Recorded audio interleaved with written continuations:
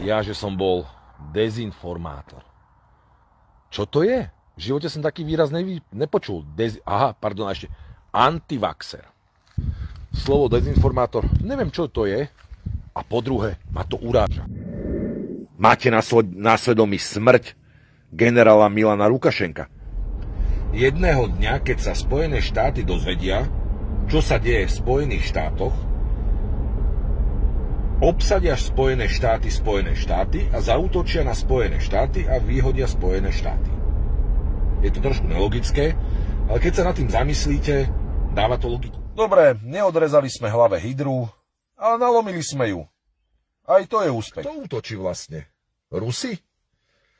Alebo Američania prezlečení za Rusov?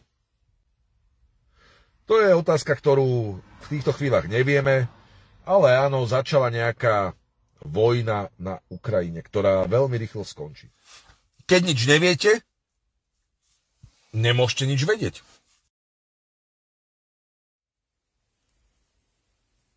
A to není sci-fi.